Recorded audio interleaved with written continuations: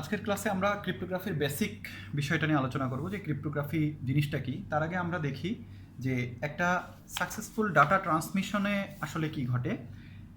সেখানে ডেফিনেটলি একটা সেন্ডার থাকে, সেন্ডার ডাটাটা পাঠায় এবং একটা রিসিভার থাকে যে ডাটাটাকে রিসিভ করে, এবং ইন বিটুইন একটা মিডিয়াম লাগে, যে মিডিয়ামের মাধ্যমে আসলে ডাটাটা যায়। তো ধরে নিচ্ছি মিডিয়ামটা ইন্টারনেট। এখন ধরে নিচ্ছি যে সেন্ডার একটা ডাটা পাঠাবে, হ্যালো হ্যালো একটা মেসেজ পাঠাবে, দিস ইজ দ্য মেসেজ। এবং এই মেসেজটা যখন ইন্টারনেটের মাধ্যমে রিসিভারের কাছে পৌঁছায়, এখানে একটা সম্ভাবনা থেকে যায় যে থার্ড পার্টি কেউ এই মেসেজটাকে ইনক্লুড করে ফেলতে পারে, এই মেসেজটাকে অল্টার করে ফেলতে পারে, চেঞ্জ করে ফেলতে পারে, বা মেসেজটাকে ব্লক করে ফেলতে পারে। যে বিষয়টাকে আমরা হ্যাকিং বলে জানি, যে হ্যাক করে এই মেসেজটাকে রিসিভারের কাছে পৌঁছাইতে দিল না, বা something like this. That means আমরা আসলে ইন্টারনেটটাকে রিলায়েবল বলতে পারছি না, যেহেতু থার্ড পার্টি এটাকে অ্যাক্সেস নিয়ে নিতে পারে। ঠিক আছে? তো এই জন্যই আসলে ক্রিপ্টোগ্রাফি জিনিসটা আসছে, যে এটার কাজ হচ্ছে এই মেসেজটা যেন সিকিউরডভাবে রিসিভারের কাছে পৌঁছায়, থার্ড পার্টি কেউ যেন এটাকে অ্যাক্সেস করতে না পারে। প্রসেসটা হচ্ছে এই মেসেজটা যখন এই মিডিয়াম দিয়ে যাবে, এই অরিজিনাল মেসেজটাকে একটা সাইফার টেক্সটে চেঞ্জ করা হয়। ঠিক আছে? সাইফার টেক্সটে চেঞ্জ করা হয়, যেটা আসলে হিউম্যান রিডেবল না, হ্যাঁ, যেটা আসলে কোনো মিনিংফুল কিছু না। এবং পরবর্তীতে সেই সাইফার টেক্সটটা রিসিভারের কাছে যখন পৌঁছায়, রিসিভার সেটাকে এই যে সেন্ডার যখন এই মেসেজটাকে সাইফার টেক্সটে কনভার্ট করলো, এই প্রসেসটাকে বলা হয় হচ্ছে এনক্রিপশন। এবং এই সাইফার টেক্সটটা যখন রিসিভারের কাছে পৌঁছালো, রিসিভার আবার এটাকে ডিক্রিপ্ট করে, অর্থাৎ অরিজিনাল মেসেজটাকে এক্সট্র্যাক্ট করে নেয়। এই প্রসেসটাকে বলা হয় হচ্ছে ডিক্রিপশন। ঠিক আছে? হ্যাঁ, তো এই যে ব্যাপারটা, এই টোটাল প্রসেসটাই হচ্ছে, এই টোটাল বিষয়টা নিয়ে আমরা আসলে ক্রিপ্টোগ্রাফি কোর্সে ডিসকাস করব, যে কিভাবে একটা মেসেজকে কত রকমভাবে এনক্রিপ্ট করা যেতে পারে, কোন এনক্রিপশনটার সিকিউরিটি কত ভালো, এইগুলো বিষয় নিয়ে। তো আমরা যদি ক্রিপ্টোগ্রাফির সংজ্ঞা পড়তে চাই, একদম মানে বুকিশ যে ল্যাঙ্গুয়েজটা, সেটা হচ্ছে আমরা এভাবে বলতে পারি, the art of protecting information by transforming it into an unreadable format. অর্থাৎ আমরা এখানে হ্যালো মেসেজটাকে সাইফার টেক্সটে পরিণত করছিলাম, সেটাকে আমরা বলতেছি আনরিডেবল ফরম্যাট। এমন হতে পারে যে হ্যালো, এই যে মেসেজটা, এটাকে বলা হয় হচ্ছে plain text, this is plain text. এখন এই হ্যালো শব্দটা এমন হয়ে গেল $AB exclamatory whatever at the rate of z. তো this is the cipher text. Okay, this is the cipher text. এটা এটা পড়ে আসলে থার্ড পার্টি কেউ যদি এটাকে অ্যাক্সেস নিয়েও নেয়, আসলে বুঝতে পারবে না যে আসলে এই মেসেজটা কী কনভে করছে।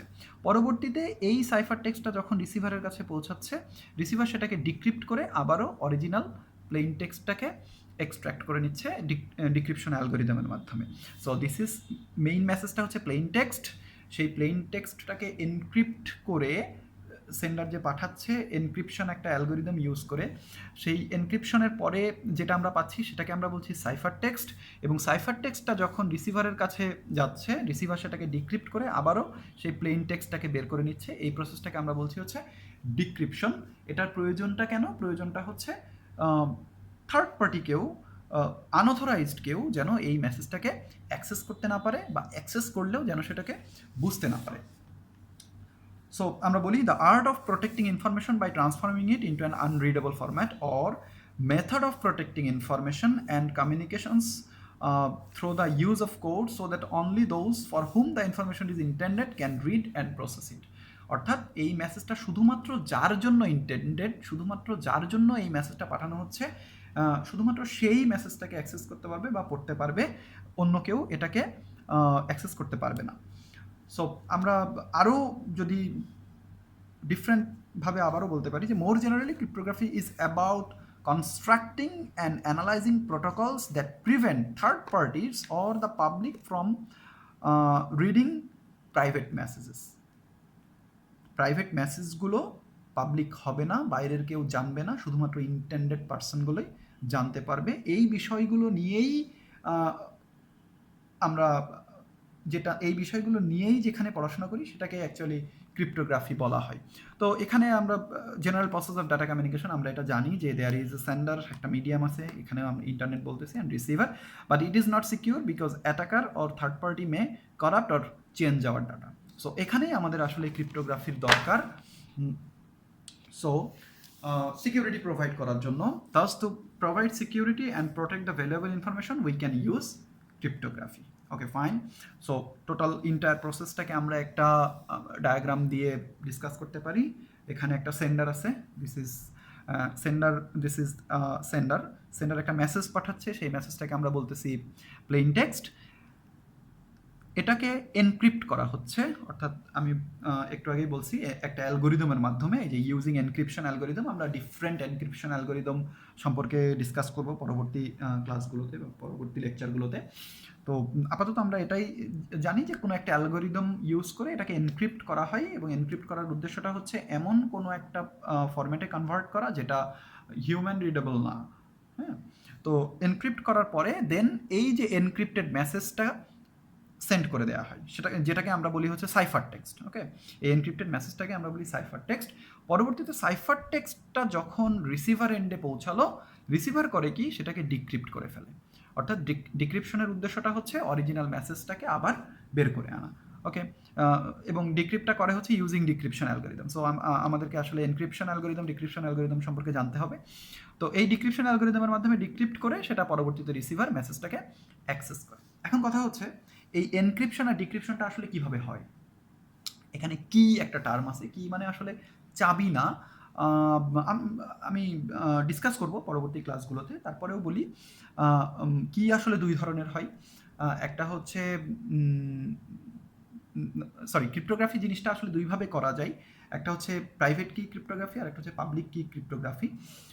সেটা হচ্ছে ইফ কিজ আর সেম, অর্থাৎ এনক্রিপশনের জন্য আমি যে কিটা ব্যবহার করছি এবং ডেক্রিপশনের জন্য যে কিটা ব্যবহার করছি, দুইটা কি যদি সেম হয়, একই হয়, তাহলে আমরা সেটাকে বলবো সিমেট্রিক ক্রিপ্টোগ্রাফি। আর যদি দুইটা কি ডিফারেন্ট হয়, অর্থাৎ সেন্ডার একটা কি ইউজ করে ডেটাটাকে এনক্রিপ্ট করছে, রিসিভার অন্য কোনো একটা কি ইউজ করে ডেটাটাকে ডিক্রিপ্ট করছে, এরকম যদি হয়, সেক্ষেত্রে আমরা সেটাকে বলবো হচ্ছে asymmetric cryptography. So if the question is what are the different types of cryptography, আমরা বেসিক্যালি সিমেট্রিক ক্রিপ্টোগ্রাফি এবং অ্যাসিমেট্রিক ক্রিপ্টোগ্রাফির কথাই বলবো।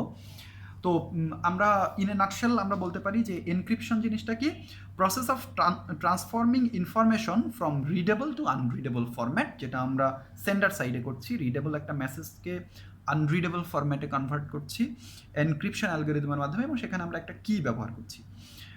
ডিক্রিপশন জিনিসটা কি, যে ঠিক তার উল্টা, বিপরীত, সেটা হচ্ছে process of transforming data from unreadable to readable format, যেটা রিসিভিং এন্ডে হয়। আনরিডেবল একটা ফরম্যাট থেকে রিডেবল ফরম্যাটে কনভার্ট করা হয়, এবং সেক্ষেত্রেও আমরা একটা কি ব্যবহার করছি। সো কি জিনিসটা কি হচ্ছে string of bits used for cryptographic algorithms to transform plain text to cipher text and vice versa. অর্থাৎ একটা প্লেইন টেক্সট থেকে সাইফার টেক্সটে কনভার্ট করতে আমরা কিছু একটা ব্যবহার করব, দ্যাটস দ্য কি। সেই কিছু একটা কেমন হয়, we will discuss it later. So সেটাকে আমরা কি বলবো, এবং একইভাবে ভাইস ভার্সা বলতে বোঝানো হচ্ছে যে সাইফার টেক্সট টু প্লেইন টেক্সটে কনভার্ট করতেও আমরা যে জিনিসটা ইউজ করি সেটাকে আমরা কি বলছি। So this is all about introduction of cryptography, what is cryptography, how it works, and some important terms like encryption, decryption and key. এরপরে আমরা জানবো টাইপস অফ ক্রিপ্টোগ্রাফি। একটু আগে আমি ডিসকাস করছি যে ক্রিপ্টোগ্রাফি দুই ধরনের হয়, একটা হচ্ছে সিমেট্রিক ক্রিপ্টোগ্রাফি, অ্যাসিমেট্রিক ক্রিপ্টোগ্রাফি, আরও একটা টাইপ আছে। তো আগে এই দুইটা আমরা একটু ডিসকাস করি। সিমেট্রিক ক্রিপ্টোগ্রাফিটা কি? It is the simplest kind of encryption technique that involves only one কি টু এনক্রিপ্ট অ্যান্ড ডিক্রিপ্ট। অর্থাৎ এনক্রিপশনের জন্য এবং ডিক্রিপশনের জন্য একটা কি ব্যবহার করা হয়, সেম কি ইউজ করা হয়, নট ডিফারেন্ট কি। ওকে, সো সেম কি যখন ব্যবহার করা হবে তখন আমরা সেটাকে সিমেট্রিক ক্রিপ্টোগ্রাফি বলবো। প্রসেসটা হচ্ছে কেমন, প্লেইন টেক্সটটাকে এনক্রিপ্ট করা হয় একটা এনক্রিপশন অ্যালগোরিদমের মাধ্যমে, এবং সেখানে আমরা একটা কি ব্যবহার করছি, যেটাকে আমি এখানে ডেনোট করেছি K1 দ্বারা। সো এটা দ্বারা এনক্রিপ্ট করার ফলে আমরা প্লেন টেক্সটটা কনভার্ট হয়ে গেল সাইফার টেক্সটে। So here is the cipher text, একটা অরবিট্রারি একটা মেসেজ। আসলে আমি ধরে নিচ্ছি প্লেন টেক্সটটা ছিল হ্যালো, যেটা একটা মিনিংফুল সামথিং, যার একটা মিনিং আছে, বাট আমরা সাইফার টেক্সটটা দেখছি এনক্রিপশন অ্যালগোরিদম ইউজ করার ফলে আমরা যেটা পাচ্ছি সেটা আসলে মিনিংলেস। ওকে, সো এটা হচ্ছে সাইফার টেক্সট। সাইফার টেক্সটটা রিসিভারের কাছে পৌঁছানোর পরে রিসিভার সেটাকে ডিক্রিপ্ট করছে একটা ডিক্রিপশন অ্যালগোরিদমের মাধ্যমে, এবং আমরা দেখতে পাচ্ছি এখানেও রিসিভার K1 অর্থাৎ এখানেও যেই কি ব্যবহার করা হয়েছিল এখানেও সেই একই কি ব্যবহার করা হয়েছে। সো আমরা এটা বলছি সেম কি, একই কি ব্যবহার করে ডিক্রিপ্ট করছে, এবং ডিক্রিপ্ট করার পরে আবারও সেই প্লেন টেক্সট যেটা আমরা পাঠাচ্ছিলাম, আমি ধরে নিচ্ছি মেসেজটা ছিল হ্যালো, সো সেম মেসেজটাকে আবার এক্সট্র্যাক্ট করে নিচ্ছে। So this is the process. এটাকে আমরা বলছি সিমেট্রিক ক্রিপ্টোগ্রাফি। এখানে কি বলা হয়েছে যে it is also called secret key cryptography or private key cryptography. এটার জাস্ট সিমেট্রিক ক্রিপ্টোগ্রাফির আরেকটা নাম। খুব পপুলার একটা সিমেট্রিক কি ক্রিপ্টোগ্রাফির নাম হচ্ছে ডিইএস, ডাটা এনক্রিপশন সিস্টেমস। আমরা ডিইএস নিয়ে পরবর্তী ক্লাসে ডিসকাস করব। এরপরে নেক্সট যে টাইপটা সেটা হচ্ছে অ্যাসিমেট্রিক ক্রিপ্টোগ্রাফি। আমরা জানি অ্যাসিমেট্রিক ক্রিপ্টোগ্রাফিতে দুইটা ডিফারেন্ট কি ইউজ করা হয়। তো এটাকে পাবলিক কি ক্রিপ্টোগ্রাফিও বলা হয়, it is also called public key cryptography. আর সিমেট্রিককে বলা হয় হচ্ছে প্রাইভেট কি ক্রিপ্টোগ্রাফি নিবে। So it uses two keys for encryption and decryption, অর্থাৎ এনক্রিপশনের জন্য একটা কি ব্যবহার করা হবে, ডিক্রিপশনের জন্য একটা ডিফারেন্ট কি ব্যবহার করা হবে। সো ব্যাপারটা কেমন, যে ধরে নিচ্ছি সেন্ডার সাইডে একটা প্লেন টেক্সট আছে, সেটা এনক্রিপশন করার জন্য কি 1 ব্যবহার করা হচ্ছে। এনক্রিপ্ট করার ফলে একটা সাইফার টেক্সট আমরা দেখতে পাচ্ছি, সাইফার টেক্সট এটা কনভার্ট হয়ে যাচ্ছে, দেন সেন্ডার সাইডে যে ডিক্রিপশন করা হচ্ছে, এবং ডিক্রিপশনের সময় আমরা কি 2 ব্যবহার করছি। এখানে কি 1, এখানে কি 2, দুইটা ডিফারেন্ট কি ব্যবহার করে পরবর্তীতে প্লেন টেক্সটটাকে এক্সট্র্যাক্ট করা হচ্ছে। এখন এই যে দুইটা কিকে আমরা দুইটা নাম দিব, একটা হচ্ছে পাবলিক কি আর একটা হচ্ছে প্রাইভেট কি। পাবলিক কি জিনিসটা কি, নোন টু এভরিওয়ান, যেটা সবাই জানে পাবলিক। আর প্রাইভেট কি যেটা সবাই জানে না, শুধুমাত্র আমি জানি, known only to that particular person. যেমন আমরা বলতে পারি আমার ফোন নাম্বারটা একটা পাবলিক কি হতে পারে। যেমন আমরা বিভিন্ন জায়গায় যখন কোনো রেজিস্ট্রেশন করি সেখানে হয়তো আমার ইউজার নেম সেটা একটা পাবলিক কি হতে পারে, কিন্তু পাসওয়ার্ডটা হচ্ছে প্রাইভেট কি।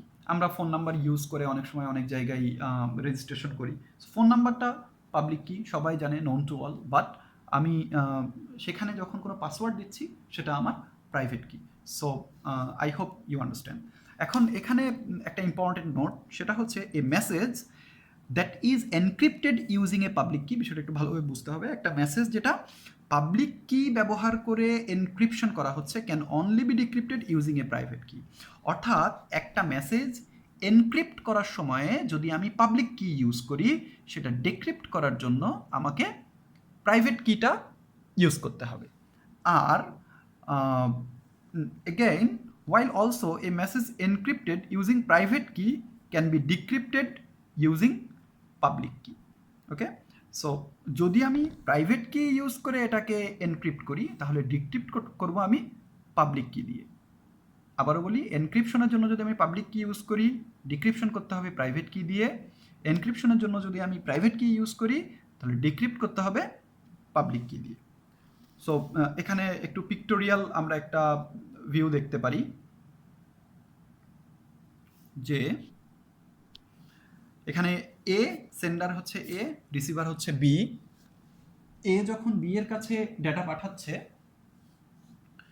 তখন আমরা এখানে দেখতে পাচ্ছি যে পাবলিক কি ইউজ করে ডেটা পাঠাচ্ছে, পাবলিক কি অফ এ, দেন পাবলিক কি এ এর পাবলিক কি। এখানে কিন্তু এ এরও একটা পাবলিক কি আছে, প্রাইভেট কি আছে। পাবলিক কিটা সবাই জানে কিন্তু প্রাইভেট কিটা কেউ জানে না। বি এর একটা পাবলিক কি আছে, প্রাইভেট কি আছে। বি এর পাবলিক কিটা সবাই জানে কিন্তু প্রাইভেট কিটা কেউ জানে না। ওকে, সো এ যখন ডেটাটাকে পাঠাচ্ছে এনক্রিপ্ট করার সময় এ ইউজ করতেছে তার নিজের পাবলিক কি। তাহলে বি ডেটাটাকে যখন ডিক্রিপ্ট করবে, কীভাবে ডিক্রিপ্ট করবে, যেহেতু এখানে পাবলিক কি ইউজ হয়েছে, বি কে ইউজ করতে হবে private key. So B use করবে প্রাইভেট কি অফ এ, অর্থাৎ এ এর প্রাইভেট কিটা যদি বি না জানে তাহলে এটাকে ডিক্রিপ্ট করতে পারবে না। Okay, so this is the process of asymmetric key ক্রিপ্টোগ্রাফির আরেকটা টার্ম, আরেকটা টাইপ আছে, সেটা হচ্ছে hash function. Okay, so hash ফাংশনটা একটু ডিফারেন্ট। আমরা আসলে এগুলো নিয়েই পরবর্তী লেকচারগুলোতে ডিসকাস করব। বিভিন্ন সিমেট্রিক কি ক্রিপ্টোগ্রাফির সম্পর্কে ডিসকাস করব, অ্যাসিমেট্রিক কি, হ্যাশ ফাংশন সব কিছু নিয়েই ডিসকাস করব। আজকের ক্লাসে বেসিক্যালি আমরা টপিকগুলো সম্পর্কে জানছি যে how it works. Okay, so hash function বলতেছে there is no uses of key in this concept. এখানে কোনো ধরনের কোনো কি ব্যবহার করা হয় না। Okay, so it takes variable length size message, অর্থাৎ মেসেজের লেন্থটা হচ্ছে variable, and gives fixed size output. Okay, hash function use করে। মেসেজ তো আসলে বিভিন্ন সাইজের হতে পারে, হ্যাঁ, মেসেজের লেন্থটা আসলে ফিক্সড না, কিন্তু হ্যাশ ফাংশন ইউজ করে অলওয়েজ সেই মেসেজটাকে একটা ফিক্সড লেন্থে কনভার্ট করা হয়। ওকে, সো সেই আউটপুটটাকে আমরা বলি hash code or hash value. বলা হচ্ছে hash code makes it impossible for the contents of plain text to be recovered. এটা আসলে খুবই সিকিউরড এবং আসলে এটা অলমোস্ট ইম্পসিবল, মানে এটাকে কোনো থার্ড পার্টি এটাকে ডিক্রিপ্ট করে ফেলবে। This is very tough. Okay, so many operating system use hash functions to encrypt passwords. বিভিন্ন পাসওয়ার্ডগুলোকে এনক্রিপ্ট করার জন্য অপারেটিং সিস্টেমগুলো হ্যাশ ফাংশন ইউজ করে। সো এখানে প্রসেসটা হচ্ছে message of variable length L, সেই মেসেজটাকে একটা হ্যাশ ফাংশন ইউজ করে একটা হ্যাশ ভ্যালুতে কনভার্ট করা হয়। সেই হ্যাশ ভ্যালুটা হচ্ছে ফিক্সড লেন্থ, আর এই মেসেজটা হচ্ছে variable length. So this is the process. So আজকে আমরা বেসিক্যালি শিখলাম যে ক্রিপ্টোগ্রাফি কি, ক্রিপ্টোগ্রাফির ডেফিনেশনটা জানলাম, কেন দরকার আসলে সিকিউরিটির জন্য, এবং এনক্রিপশন, ডেক্রিপশন এবং কিগুলো সম্পর্কে জানলাম, কী কী ধরনের কি হতে পারে। দেন টাইপগুলো সম্পর্কে জানলাম, সিমেট্রিক কি ক্রিপ্টোগ্রাফি কীভাবে কাজ করে, অ্যাসিমেট্রিক কি ক্রিপ্টোগ্রাফি কীভাবে কাজ করে, এবং হ্যাশ ফাংশন কীভাবে কাজ করে। সো আজকে এই পর্যন্তই। পরবর্তী লেকচারে আমরা অন্যান্য বিষয়গুলো নিয়ে ডিসকাস করব।